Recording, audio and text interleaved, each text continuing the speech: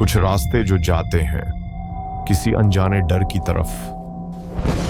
जुम्मनपुर गांव का एक पुराना खौफनाक मंदिर जो समझा जाता है गांव वालों के लिए एक भयानक डर की अलामत। लोग कहते हैं मंदिर में भटकती है कोई आत्मा जो करती है बस रात का इंतजार।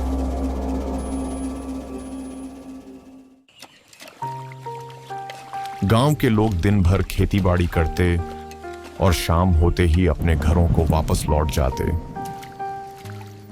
और अगर कोई भूल से पुराने मंदिर की तरफ निकल जाता तो उसे वहां से तुरंत भागना पड़ता। आखिर क्या था पुराने मंदिर का राज?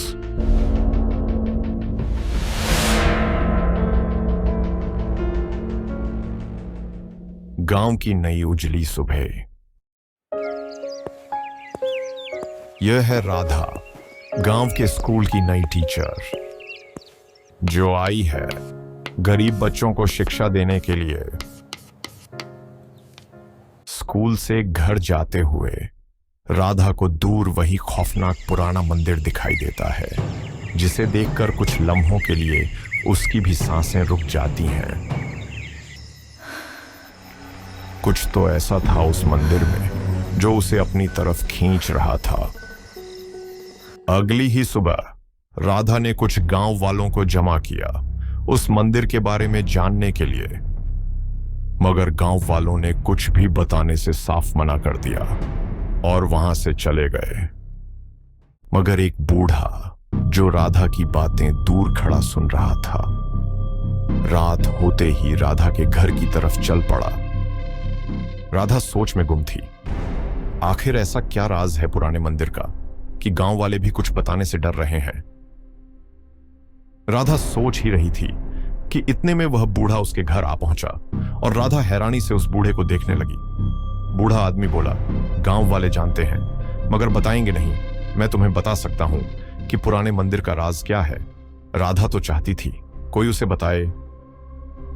बूढ़े ने कहा, यह बात आज से 30 साल पुरानी है। मंदिर में देखभाल के लिए एक औरत कामिनी अपनी 10 साल की बेटी के साथ रहती थी। वो बहुत खुश थे अपनी जिंदगी में। ऐसे ही दिन गुजरते चले गए। आखिरकार कामिनी ने अपनी बेटी के रोशन भविष्य की खातिर उसे शहर पढ़ने के लिए भेजने का इरादा किया। जाने से पहले कामिनी की बेटी मंदिर के बड़े से दिए के पास खड़ी होकर बोली, मां, तुम ये दिया मत जलाना। जब मैं शहर से वापस आऊंगी तो मैं खुद ये दिया जलाऊंगी। तब तुम समझ जाना कि तुम्हारी बेटी आ गई है। अपनी बेटी की जुदाई कामिनी के लिए बहुत कठिन थी, मगर उसने दिल पर पत्थर रख लिया। कुछ अरसे तक कामिनी का अपनी बेटी से राब्ता रहा। फिर साल पर साल गुजरते चले गए और बेटी की उसे कोई खबर नहीं मिल रही थी। कामिनी अपनी बेटी के इंतजार में रोज उस दिए को देखती, मगर वह दिया उसे बुझा हुआ ही मिलता। फिर एक दिन गांव की एक औरत उसके पास आई और उसने यह दर्दनाक खबर दी कि उसकी बेटी की शहर में एक हादसे के सबब मृत्यु हो गई है।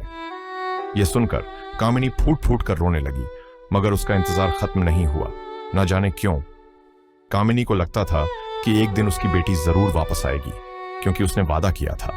कामिनी अपनी बेटी का इंतजार करते करते एक दिन खुद जिंदगी की बाजी हार गई। मगर गांव वाले कहते हैं कि उस पुराने मंदिर में आज भी कामिनी की आत्मा भटकती है और अपनी बेटी का इंतजार करती है।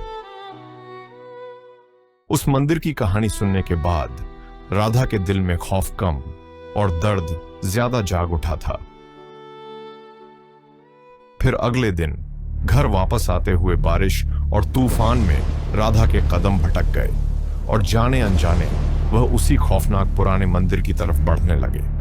वह हैरानी से उस मंदिर को देखती रही। फिर जैसे किसी ने राधा के दिल और दिमाग से पर्दा उठा दिया हो।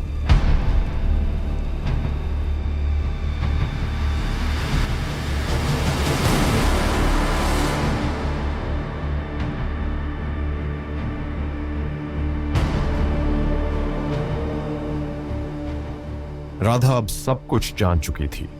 वह जान चुकी थी कि उस औरत कामिनी की बेटी कोई और नहीं बल्कि वह खुद ही थी, यानी कामिनी की बेटी का दूसरा जन्म। और अब उसे अपनी मां के इंतजार को हमेशा के लिए खत्म करना था। अगली ही शाम दिल में एक इरादा लिए राधा पुराने मंदिर की तरफ चल पड़ी। उसे अपनी मां से किया हुआ वादा निभाना था। उस सालों से बुझे हुए दिए को जलाना था। राधा मंदिर के अंदर जाते ही उसके दर ओ दीवारों पर अपने पिछले जन्म की यादों को ढूंढने लगी, जो एक एक करके उसे दिखाई देने लगी। और फिर आखिरकार वह उस दिए के पास पहुंच गई जिसे वापस आकर जलाने का उसने अपनी मां से वादा किया था। फिर आगे बढ़कर राधा ने वह सालों से बुझा हुआ दिया रोशन कर दिया। दिए के रोशन होते ही मंदिर के चारों तरफ दिए जल उठे और मंदिर दियों की रोशनी से जगमगाने लगा। मंदिर के रोशन होते ही उसकी मां कामिनी की आत्मा उसके सामने खड़ी थी और मुस्कुराते हुए कह रही थी, मेरी प्यारी बेटी, आखिर तुम आ ही गई। तुमने अपना वादा पूरा किया। आज मेरी आत्मा को शांति मिल गई है। अब मैं बहुत खुश हूं। आज मेरा इंतजार खत्म हुआ। राधा ने फिर से उस मंदिर को आबाद किया और गांव वालों को सारा किस्सा बताया, जिसके बाद गांव वालों का खौफ दूर हो गया और राधा उन सभी गांव वालों को लेकर मंदिर में पूजा शुरू की।